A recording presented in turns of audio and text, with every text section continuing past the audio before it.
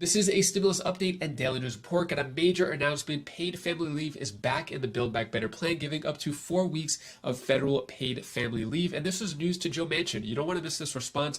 Reporters actually broke the news to Joe Manchin, and Joe Manchin was completely shocked. You want to hear his response on that. Also, I'll give you an update from Pramila Jayapal on the big package, saying that the package is going to pass by tomorrow, Friday. Also, we'll go over this article right here. Will people who collect Social Security be getting a fourth stimulus check? I'll give you some other more important updates as well. Hope you're having a terrific Thursday. If you appreciate the fact-based, fast-paced updates, hit the like button down below. So first, let's start with the stimulus question. Will people who collect Social Security be getting a fourth stimulus check? There's so many articles coming out on a regular basis talking about Social Security, $1,400 senior stimulus checks. At this point, there is no senior $1,400 stimulus check in the Build Back Better plan. Although they are adding a lot of last minute things, but it doesn't seem like stimulus checks are going to be on there at the moment, especially if they're trying to pass the bill within the week, within a day, as they've been saying for months at this point, but it looks like no stimulus checks are currently in there. Also, came across this article, at least 18 billionaires got federal stimulus checks. So because of tax loopholes and things like that, rich taxpayers receive stimulus checks after tapping complex tax deductions to reduce their net incomes to less than zero, qualifying them for the check. So these were the stimulus checks of $1,200 or $1,400 for anyone who made less than $75,000 as an individual. So these billionaires were able to get stimulus checks.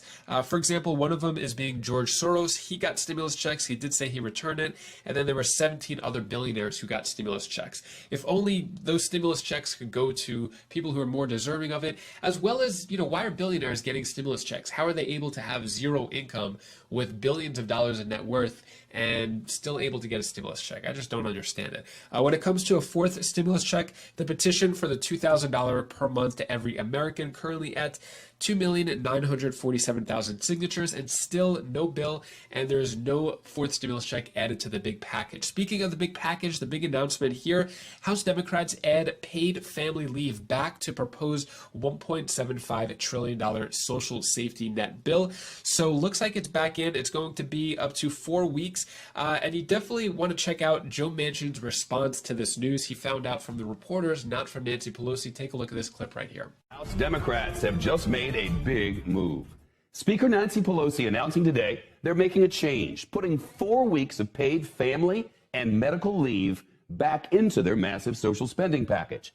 That's despite resistance from the moderate Senator Joe Manchin of West Virginia, a Democrat who could single-handedly kill the bill in the Senate.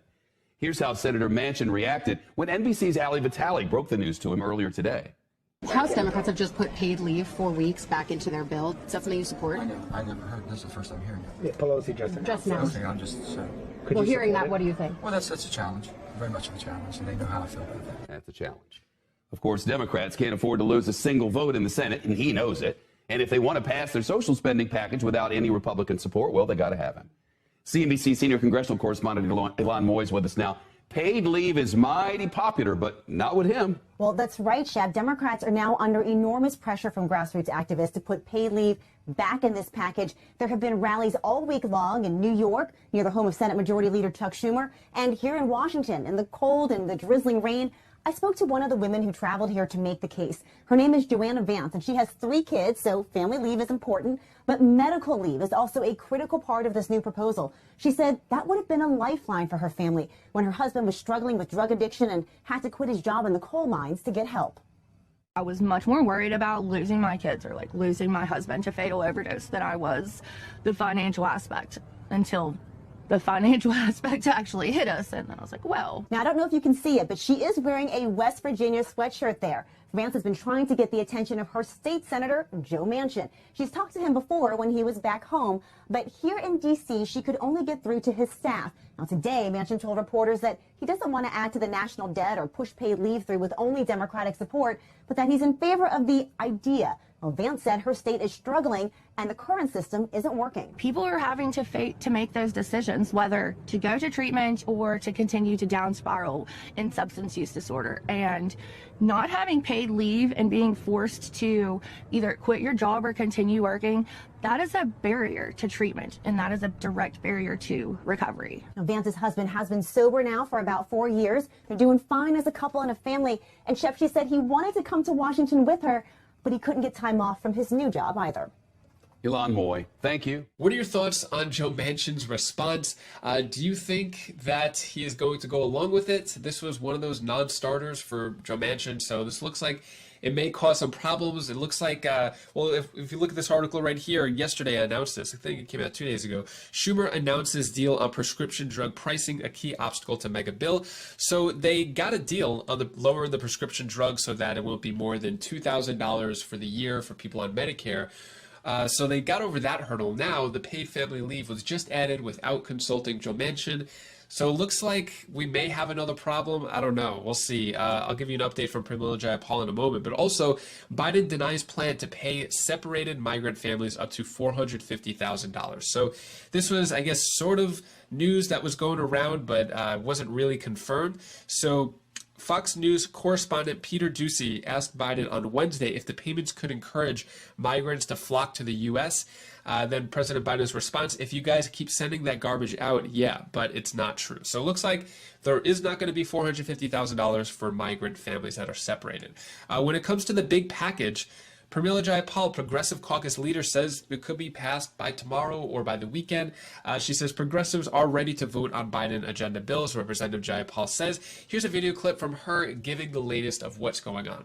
Congresswoman, thank you for joining us this morning. I heard one strategist earlier say if hard infrastructure had passed, Terry McAuliffe would have won. What do you think? Stephanie, it's great to see you this morning. Look, there is no way that you can blame a 12-point swing on one bill. The reality is that voters do want us to deliver. I think Youngkin appealed to parents and education. I think we have the formula to appeal to parents even more by passing a bill that provides childcare, that provides pre-K, that provides jobs. I mean, both of the infrastructure package and the Build Back Better Act, the entire agenda, the president's agenda, is about jobs, it's about families, it's about rescuing people. And I also just would reject the idea that Congress hasn't done anything and we don't have anything, that candidates don't have anything to run on. Every single candidate could run right now on the American Rescue Plan, which was a phenomenal achievement that Congress got done with not a single Republican vote. With only Democratic votes and tight margins, we delivered shots in arms under President Biden's leadership. We delivered millions of dollars to small businesses under President Biden's leadership. We delivered real money in people's pockets with those survival checks under President Biden's leadership and Democrats in the House and the Senate. So my message now is let's get these two bills done. It's actually been the same message I've had for a couple of weeks. Let's get the two bills done. We will then be able to really appeal to families and say, we do understand your economic pain, and that's why we're going to lower costs for working families across this country, with childcare, with pre-K, with housing, with healthcare, with prescription drug pricing, which we just got negotiated, which was amazing, an amazing step forward. Not everything we wanted, but a big start on prescription drug pricing. Those are the things that people want to see us get done, and we're going to pass both of these bills this week. You do think this week both are going to get passed? I do. I really do. I think that there's a lot of unity.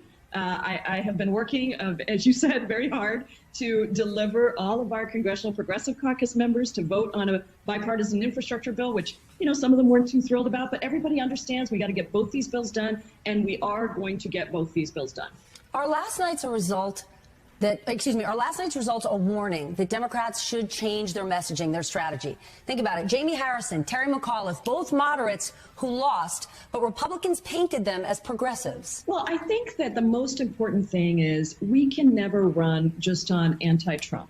That is not a message that voters are going to resonate to. We have to run on the things we do when voters deliver us majorities in the House, the Senate, and the White House. And so that, I think, is a really important lesson. I think that there was a kind of an attempt to nationalize the race around Trump, but that's not what voters are looking at. They're looking at, can I get childcare so I can go back to work? I mean, women pushed out of the workforce in record numbers over the last 2 years, still haven't returned to the workforce, still can't afford childcare, still don't have pre-K, still don't have health care. These are the things that we can deliver right now to people, and we should. And we also shouldn't make last night's, we should pay close attention to them, don't get me wrong, important for us to deliver.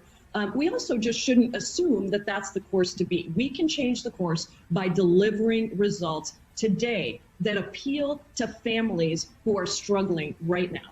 We are living, though, in a world of short-termism. And while plans may be in place to create major changes that will help us in the long term, people vote based on what affects them today. And thus far, I have to be honest. I mean, I just interviewed the Treasury Secretary 2 weeks ago.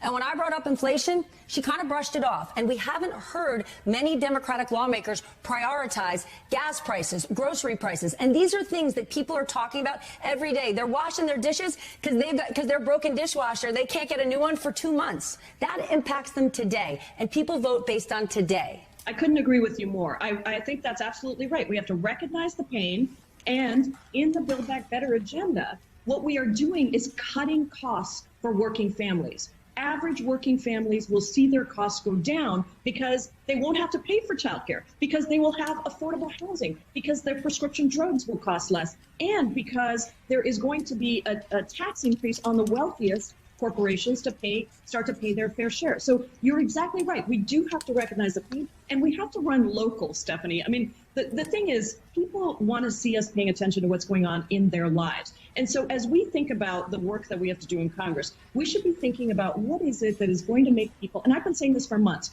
what is it that is going to make people wake up and feel differently about their lives and their livelihoods? And in my mind, it is costs. You're absolutely right.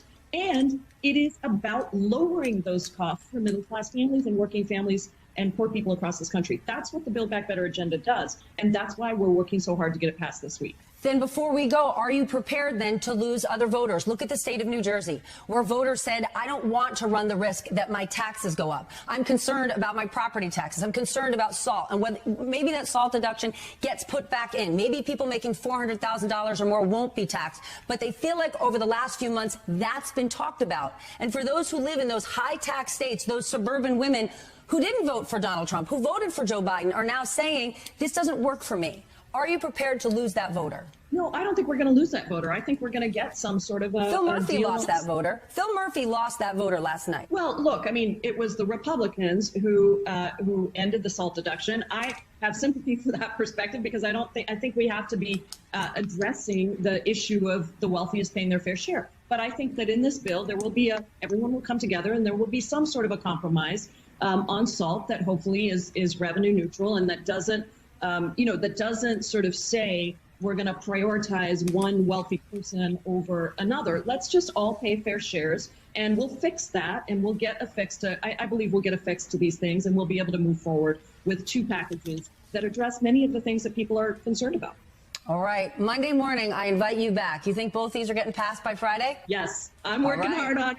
I believe we're going to get it done. I really do. And you know, Stephanie, I don't say things without having some reason for believing them. So yeah, we're going to get them done. And look, it's been a hard, it's been hard because negotiations that play out in the public eye in Washington, D.C. Are messy. I mean, democracy is a bit of that's what it is. It's about the negotiation. And the key thing is, in a couple of weeks, nobody's going to remember these 3 weeks that we've been negotiating on these bills, but they are going to see their childcare costs go down. They are going to be able to get back to work. They are going to see their prescription drug pricing costs go down.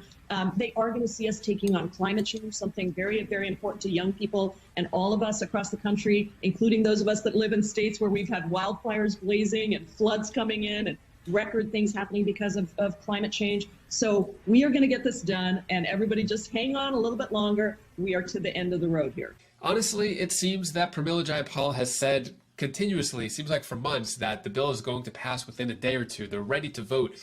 She may be ready to vote. The progressives may be ready to vote, but the moderates are not ready to vote. I don't know how many times she's going to say that it's going to be voted on within a day. It's ready. And it's kind of frustrating. It's frustrating for me. It's frustrating for you to watch. It's frustrating for the American people to constantly be told one thing, lied to, and then, something else happens. Deadlines keep going by. What are your thoughts on that? Anyways, that is all the stimulus news I have for you today to hopefully brighten your day a bit. Here's my daughter Bella's tip of the day. Thank you so much for watching. Appreciate all of your support. You see that I'm tired. I'm really tired for whatever reason. Last night at 3 in the morning, our smoke detectors went off 3 different times between 3 and 4 a.m. We had all the lights on. There was no smoke. Gas stoves were turned off. Nothing was on. No candles, nothing. And so then we went back to sleep, and then the alarms detectors went off again 3 times. I tried disabling everything. So yeah, I'm really exhausted from last night. But anyways, besides that, all is good. If you want to check out any of my other videos, you can click up here or down here, and I'll see you in the next video. Take care, be safe. Thank you.